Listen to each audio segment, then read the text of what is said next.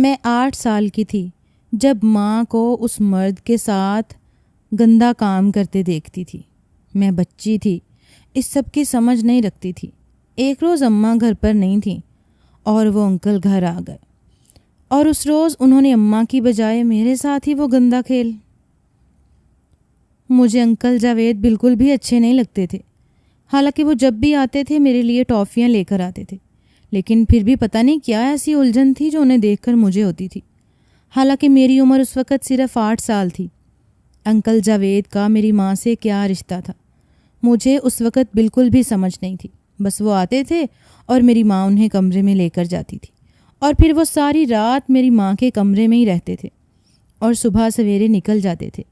شاید اسی لیے بھی مجھے ان کا آنا اچھا نہیں لگتا تھا، کیونکہ جب وہ ہمارے گھر آتے تھے تو مجھے اکیلے دوسرے کمرے میں سونا پڑتا تھا، اور مجھے اکیلے سوتے ہوئے خوف آتا تھا، اور میری ماں تو بس انکل جاوید کے ساتھ کمرے میں بند ہو جاتی تھی۔ ایسے ہی ایک رات تھی جب مجھے ماں کی آواز فون میں سنائی دی۔ وہ انکل جاوید کو بول رہی تھی کہ جلدی آؤ، مجھے نیند آ رہی ہے۔ یہ سن کر میں خوف زدہ ہو گئی، یعنی کہ آج پھر انکل جاوید آنے والے تھے اور آج پھر مجھے اکیلے سونا تھا۔ اچانک سے میرے ذہن میں ایک آئیڈیا آیا، اور میں نے سوچا کیوں نہ میں بستر کے نیچے چھپ جاتی ہوں اور بستر کے نیچے ہی سو جاتی ہوں۔ میری ماں اور انکل جاوید کو پتہ ہی نہیں چلے گا کہ میں کمرے میں موجود ہوں۔ امی کا جو بیڈ تھا وہ تھوڑا اونچا تھا، اس وجہ سے میرے لیے نیچے چھپنے کی اچھی خاصی گنجائش موجود تھی۔ جب بھی مجھ سے کوئی غلطی ہو جاتی اور امی مجھے مارنے کی کوشش کرتی تو میں اسی بیڈ کے نیچے چھپ جاتی اور گھنٹوں چھپی رہتی اور امی کو نظر نہ آتی تھی۔ اس لیے مجھے کافی اطمینان تھا کہ اگر میں بیڈ کے نیچے سو جاؤں گی تو امی کو صبح تک پتہ نہیں چلے گا، وہ یہی سمجھتی رہیں گی کہ میں دوسرے کمرے میں سو رہی ہوں۔ امی مجھے دوسرے کمرے میں لے کر آئی اور مجھے سونے کا کہا۔ میں سونے کی اداکاری کرتے ہوئے آنکھیں بند کرنے لگی۔ امی کو جب تسلی ہو گئی کہ میں سو گئی ہوں تو وہ کمرے سے باہر نکل گئی، اور میں نے دیکھا کہ وہ گھر کے داخلی دروازے کے پاس کھڑی شاید انکل جاوید کا ہی انتظار کر رہی تھی۔ میں جلدی سے جا کر بیڈ کے نیچے چھپ گئی۔ میرا دل تیزی سے دھڑک رہا تھا کہ اگر امی کو پتہ چل گیا تو میری خیر نہیں، لیکن میں نے اب سوچ لیا تھا کہ جب بھی انکل جاوید اس گھر میں آئیں گے تو میں بیڈ کے نیچے چھپ جایا کروں گی۔ تھوڑی دیر بعد کمرے کا دروازہ کھلا اور انکل جاوید اور میری امی کی ہنسی کمرے کی فضا میں گونجی تھی۔ میرا دل کسی بے لگام گھوڑے کی مانند اس وقت دوڑنے لگا تھا۔ ایسا لگ رہا تھا کہ میرا دل سینے سے پسلیاں توڑ کر باہر آ جائے گا۔ تھوڑی ہی دیر بعد کمرے کا دروازہ بند ہوا اور ان دونوں کی باتوں کی آواز مجھے سنائی دی۔ وہ کیا باتیں کر رہے تھے مجھے سمجھ نہیں آیا۔ ہلکی ہلکی سی سرگوشی تھی۔ میری ماں کی چوڑیوں کی کھنک مجھے سنائی دے رہی تھی، اور انکل جاوید کی سانسوں کی آواز آ رہی تھی۔ اب ان کے مابین مکمل خاموشی تھی۔ نہ جانے وہ کیا کر رہے تھے۔ میں سوچ میں پڑ گئی۔ میں یہاں سونے کے لیے چھپی تھی، لیکن پتہ نہیں کیوں مجھے نیند نہیں آ رہی تھی۔ ابھی تک کمرے کی لائٹ آن تھی۔ پتہ نہیں کہ مجھے تجسس ہونے لگا کہ اتنی خاموشی کیوں ہو گئی ہے۔ وہ لوگ اگر باتیں نہیں کر رہے ہیں تو پھر کیا کر رہے ہیں؟ میں نے سوچا کہ میں تھوڑا سا سر اوپر کر کے بیڈ کی دوسری جانب سے دیکھتی ہوں کہ وہ دونوں کیا کر رہے ہیں۔ بہت ہمت کر کے میں بیڈ کے اس کونے پر گئی جہاں پر مجھے اندازہ تھا کہ وہ دونوں مجھے نہیں دیکھ سکتے۔ میں نے تھوڑا سا سر اونچا کر کے ان کو دیکھنا چاہا تو مجھے کچھ سمجھ نہیں آیا کہ وہ دونوں کیا کر رہے تھے، لیکن جو بھی کر رہے تھے شاید غلط ہی کر رہے تھے۔ میرے چھوٹے سے دماغ میں یہ بات سب سے پہلے آئی تھی۔ میں ایک بار پھر سے بیڈ کے نیچے چھپ گئی، لیکن عجیب سی کشش تھی جو مجھے اس منظر میں محسوس ہو رہی تھی، اور میرا دل کر رہا تھا کہ میں اس منظر کو دوبارہ دیکھوں، اور دوبارہ سے میں نے سر اٹھا کر اپنی امی اور انکل جاوید کو دیکھنا چاہا جو اس وقت غیر حالت میں موجود تھے۔ تجسس کے مارے مجھ سے رہا نہیں گیا، اور میں نے ایک بار پھر سے ان کو دیکھنے کی کوشش کی تو دیکھتی رہ گئی۔ وہ سامنے کا منظر تھا جو مجھے سمجھ تو نہیں آ رہا تھا، لیکن مجھے عجیب سی لذت ضرور دے رہا تھا۔ وہ آپس میں کیا کر رہے تھے یہ میری سمجھ سے باہر تھا، لیکن جو کر رہے تھے وہ دیکھ کر مجھے لذت محسوس ہو رہی تھی۔ شاید میری عمر بھی ایسی تھی کہ میرے اندر ہارمونز کی تبدیلی واقع ہو رہی تھی، اس لیے مجھے وہ سب اچھا لگ رہا تھا۔ تھوڑی دیر بعد کمرے کی لائٹ آف ہو گئی تھی، اور اس کے بعد کوئی آواز نہیں آئی، صرف بیڈ کے بار بار ہلنے کی آوازیں آ رہی تھیں، اور مجھے یاد پڑتا تھا کہ جب تک میں جاگتی رہی مجھے بیڈ کے ہلنے کی آواز سنائی دیتی رہی، اور پھر میں 8 سال کی تھی تو نیند کی آغوش میں چلی گئی۔ صبح میری آنکھ امی کی آواز سے کھلی جو مجھے پورے گھر میں تلاش کرتی ہوئی چیختی جا رہی تھی، اور میں انہیں نہیں ملی۔ یقیناً انہوں نے میرے کمرے میں جھانکا تھا اور میں وہاں نہیں ملی، اسی لیے وہ پریشان ہو کر میرا نام زور زور سے پکار رہی تھیں۔ میں بھی چالاکی سے اور پھرتی سے کام لیتے ہوئے تیزی سے بیڈ کے نیچے سے نکلی اور دیکھا کہ امی کی پشت میری طرف تھی اور میں فوراً اپنے کمرے میں چلی گئی۔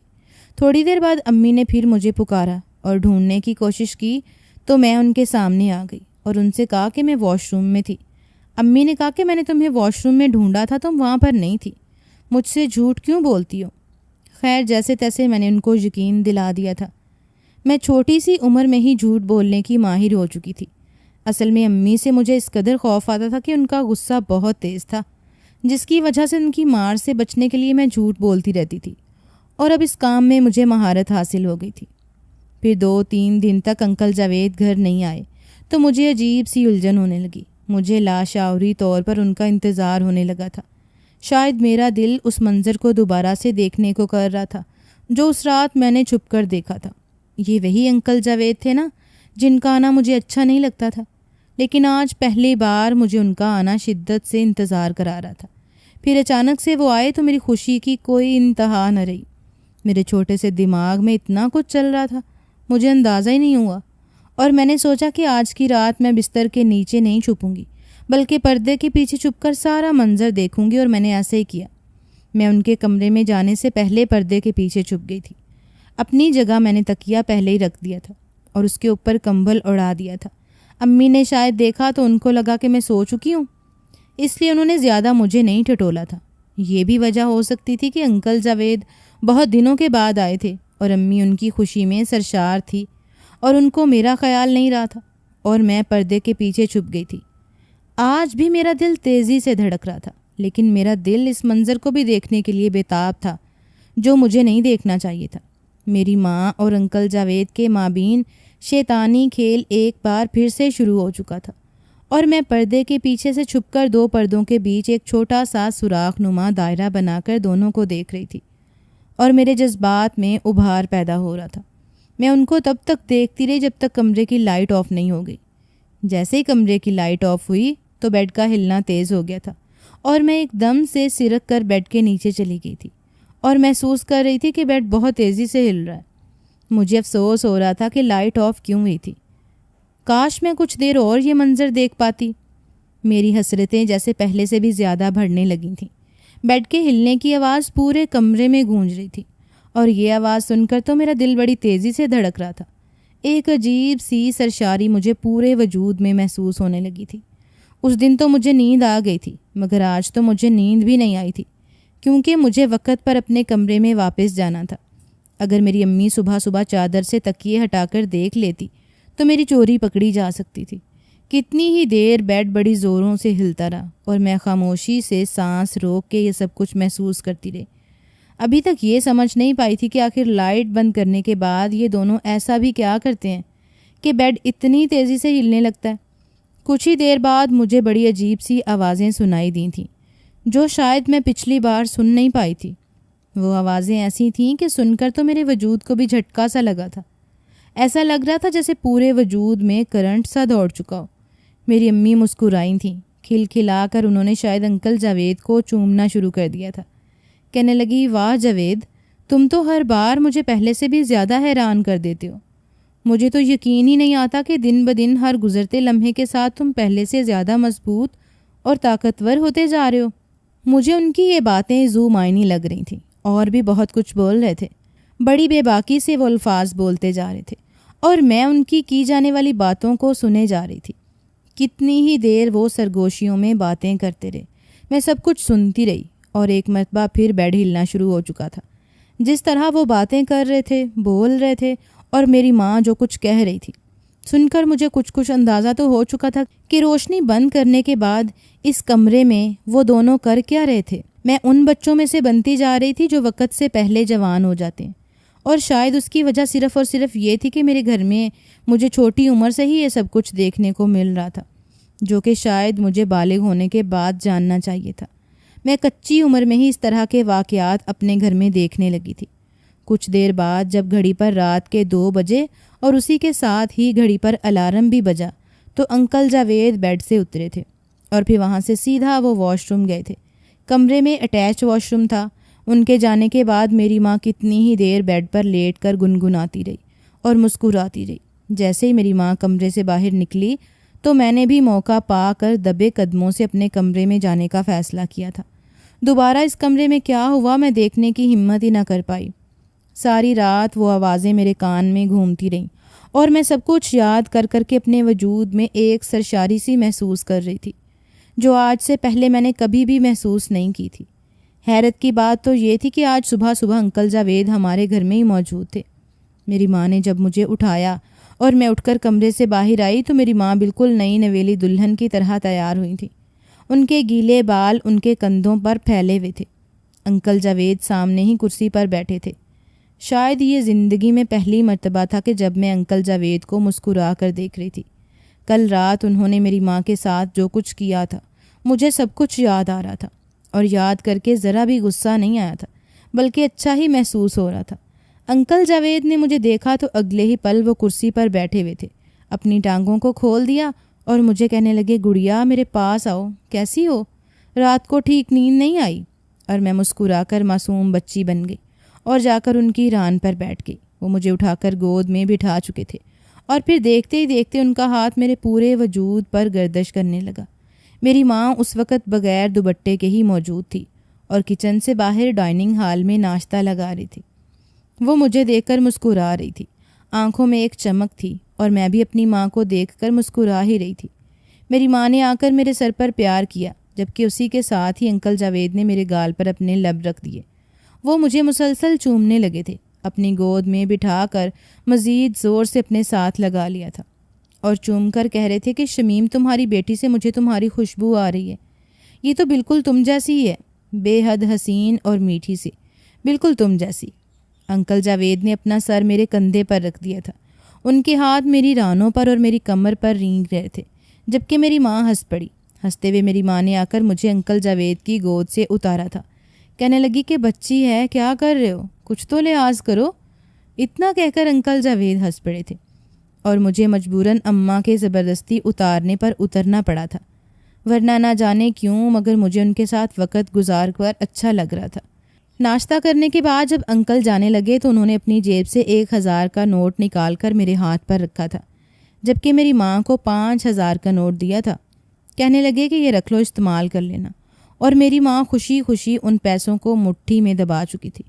میں بھی 1000 روپیہ مل جانے پر خوش تھی، مگر اگلے ہی پل میری ماں نے انکل جاوید کے جانے کے بعد وہ نوٹ مجھ سے چھین لیا۔ مجھے غصہ تو آیا تھا لیکن میں کیا کرتی؟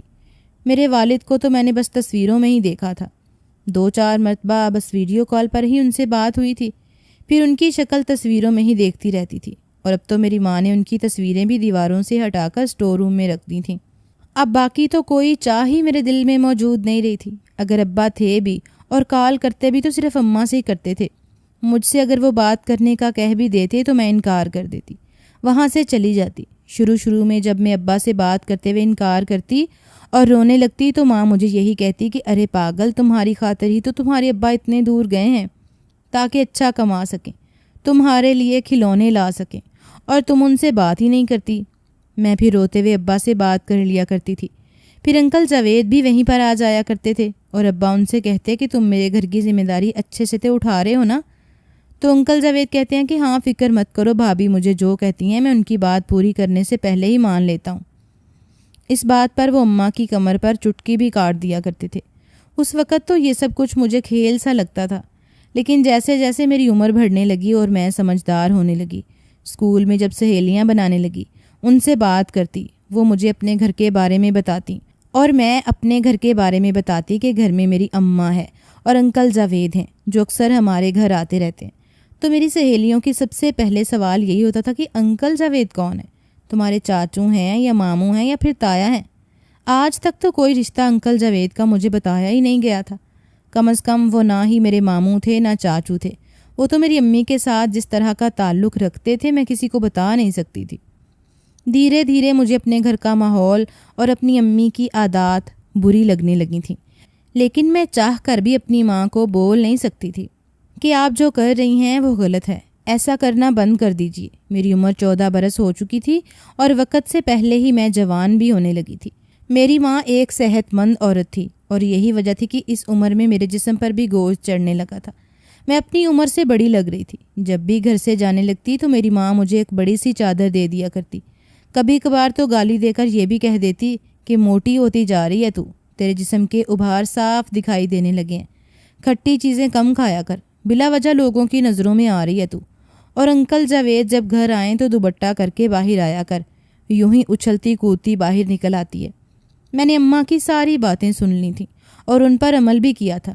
انکل جاوید ابھی بھی آتے تھے اور ابھی بھی کمرے میں بند ہو کر میری ماں کے ساتھ وقت گزارتے تھے۔ کبھی کبھار جذبات کے ہاتھوں مجبور ہو جاتی یا پھر کمرے میں کیا چل رہا ہے یہ دیکھنے کو جی چاہتا تو میں دروازے سے کان لگا لیا کرتی تھی۔ اندر سے آنے والی آوازیں مجھے صاف سنائی دیا کرتی تھیں، اور جیسے ہی مجھے لگتا کہ کوئی کمرے سے باہر آنے لگا تو میں جھٹ سے ہٹ کر اپنے کمرے میں آ جاتی۔ جیسے جیسے میں بڑی ہو رہی تھی انکل جاوید کی نظر اب مجھ پر بھی پڑنے لگی تھی۔ وہ مجھے غلط نظروں سے دیکھنے لگے تھے، بالکل ویسے ہی جیسے وہ اماں کو دیکھا کرتے تھے۔ مجھے یہ سب کچھ جب اچھا نہیں لگتا تھا۔ ایک روز میں نے سوچا کہ یہ سب کچھ تبھی ٹھیک ہو سکتا ہے اگر ابا واپس پاکستان آ جائیں۔ اتنے سال گزر چکے ہیں، وہ دبئی میں ہی ہیں۔ اگر پاکستان آ جائیں تو ہو سکتا ہے میری ماں بھی سدھر جائے اور وہ بھی ساری ضروریات ابا ہی پوری کرنے لگیں گے جو انکل جاوید کرتے آ رہے ہیں۔ میرا تو من اب ماں سے بھی بھرنے لگا تھا۔ ایک نفرت سی تھی جو میرے دل میں ان کے لیے آنے لگی تھی۔ ایک روز میری ماں بلا وجہ ہی مجھے ڈانٹنے لگیں اور مجھے مارنے تک آ گئیں تو میں غصے سے بپھر کر کہنے لگی کہ میں ابا کو کال کر کے سب کچھ بتا دوں گی۔ میری امی میری چٹیاں پکڑ کر بولی کہ کیا بتائے گی ابا کو، کیا بتائے گی ابا کو، جلدی بتا، ماں کو دھمکیاں دیتی ہے۔ میں اس قدر غصے میں تھی کہ غصے میں کہنے لگی کہ ہاں سب کچھ بتاؤں گی جو کچھ آپ بند کمرے میں انکل جاوید کے ساتھ کرتی ہیں۔ میں سب کچھ جان چکی ہوں، ایک ایک لفظ ابا کو بتاؤں گی تاکہ وہ واپس پاکستان آ جائیں اور اس انکل جاوید کو بھی سبق سکھائیں۔ اتنا سننا تھا کہ میری ماں نے مجھے مار مار کر لہو لہان کر دیا۔ میرے پاس جو ایک عدد موبائل موجود تھا وہ بھی مجھ سے لے کر توڑ دیا۔ کہنے لگی کہ تیرا باپ تو ہے ہی نہ مرد، کیا کیا اس نے آج تک میرے لیے؟ ساری زندگی دوسرے ملک گزار دی ہے، وہاں پر خود ان گوری میموں کے ساتھ رات رنگین کرتا پھر رہا ہے، اور میرے جذبات کا کیا؟ اسی لیے شادی کی تھی کہ 2 راتیں ساتھ گزار کر اور پھر وہ دوسرے ملک چلا جائے اور میں ترستی رہوں۔ اس نے خود ہی اپنے دوست کو ساری ذمہ داری دی تھی، نہ تو اب وہ ذمہ داریاں نبھا رہا ہے، تجھے کیا تکلیف ہو رہی ہے؟ میری ماں مجھے بے حد باتیں سنا کر وہاں سے جا چکی تھی۔ شاید ہی کسی ماں نے اپنی بیٹی سے اس طرح کی باتیں کی ہوں جس طرح کی باتیں میری ماں مجھ سے کر گئی تھی۔ میں نے اپنی ماں سے بولنا بالکل ہی ترک کر دیا، بس اسی انتظار میں تھی کہ کسی طرح ابا سے میرا رابطہ ہو جائے اور میں ابا کو اس بارے میں آگاہ کر دوں کہ اس روز میری ماں بازار سے سودا سلف لینے کے لیے گئی ہوئی تھی اور میں اپنے کمرے میں اکیلی بیٹھی تھی۔ مجھے کیا خبر تھی کہ انکل جاوید کے پاس بھی اس گھر کی فالتو چابی موجود ہے۔ وہ بہت دیر تک دستک دیتے رہے۔ میں جانتی تھی کہ انکل جاوید ہی ہوں گے، لیکن جب دروازہ نہ کھلا تو وہ دوسری چابی سے دروازہ کھول کر اندر آ چکے تھے۔ میں جو اپنے ہی دھیان میں کچن میں کام کر رہی تھی، ایک دم سے انکل جاوید کو وہاں پر دیکھ کر گھبرا گئی۔ مجھ سے کہنے لگے کہ تمہاری اماں کہاں ہیں؟ میں نے سخت لہجے میں کہا کہ بازار گئی ہیں سامان لینے، اور آپ بغیر اجازت گھر میں داخل کیوں ہو گئے ہیں؟ جائیں یہاں سے۔ لیکن اگلے ہی پل بجائے دور ہونے کے اپنے ہونٹوں پر زبان پھیرنے لگے۔ کہنے لگے اچھا کیا ہو گیا، اگر ماں نہیں ہے تو بیٹی صحیح، جب تک ماں نہیں آتی تب تک میں بیٹی سے ہی دل بہلا لیتا ہوں۔ اتنا کہہ کر وہ میرے قریب آنے لگے اور اگلے ہی پل قابل اعتراض حد تک وہ میرے قریب آ چکے تھے۔ میرے بدن کو نوچنے لگے، اپنے سخت ہاتھوں سے وہ میرے نرم جسم کو بڑی بے دردی سے کھینچ رہے تھے۔ جب مجھے کچھ نہ سمجھ آیا تو میں نے پاس پڑا گلدان اٹھا کر انکل جاوید کے سر پر مارا، جس کے ساتھ وہ بے ہوش ہو گئے۔ میں مارے خوف کے چلانے لگی اور کچن کے ایک کونے میں جا کر بیٹھ گئی۔ انکل جاوید کتنی ہی دیر فرش پر تڑپتے رہے اور پھر مر گئے۔ میں اس قدر گھبرائی ہوئی تھی کہ وہیں بے ہوش ہو گئی۔ جب ہوش آیا تو گھر میں پولیس آئی ہوئی تھی، تفتیش کی جا رہی تھی۔ چیخنے چلانے کی آواز شاید کوئی پڑوسی سن چکا تھا۔ میرے والد کو اطلاع کر دی گئی تھی اور میرے وہ والد جو کئی سالوں سے دبئی میں تھے اور وہاں پر دوسری شادی کر رکھی تھی، مجبوراً واپس پاکستان آئے۔ میری ماں نے جب اپنے عاشق کو اس حالت میں دیکھا تو وہ پاگل ہو گئی، رونے پیٹنے لگی، چیخنے چلانے لگی، یہاں تک کہ مجھے مارنے کو بھی آئی کہ تیری وجہ سے جاوید مر گیا، جبکہ میں نے روتے روتے پولیس کو بھی بتایا کہ یہ شخص میری عزت پر حملہ کرنے والا تھا اور میں نے خود کو بچاتے ہوئے اس کے سر پر گلدان دے مارا۔ میرے والد بھی باہر سے آ چکے تھے، ان کے پاس پیسہ تھا، میں ان کی بیٹی تھی اور مجھے جیسے تیسے وہ اس کیس سے آزاد کرا چکے تھے۔ جبکہ میری ماں کو جب ہوش آئی تو وہ شرمندہ ہو گئیں، میرے باپ سے معافی مانگنے لگی، لیکن میرے باپ نے میری ماں کو طلاق دے دی اور گھر سے بھی نکال دیا۔ وہ گھر میرے نام کر دیا۔ انہوں نے ایک امیر عربی اور اس سے میری شادی کرا دی۔ وہ مجھے ساتھ تو نہیں لے جا سکتے تھے، ہاں البتہ مجھے ماہانہ اتنے پیسے بھیجنے لگے جس سے میں یہیں رہ کر گزارا کر سکوں، جبکہ میری ماں تو ساری زندگی گناہ کرنے کے بعد آخر میں جس طرح مری تھی، خدا ایسی موت کسی دشمن کو بھی نہ دے۔ میری شادی 19 سال کی عمر میں ہی میرے ابا نے خاندان کے ایک لڑکے سے کرا دی تھی۔ میں اب اپنے سسرال میں خوش ہوں، اپنی ازدواجی زندگی میں پرسکون ہوں۔ ہاں، لوگ آج بھی مجھے میری ماں کے نام سے اکثر طعنے دیتے پھرتے ہیں۔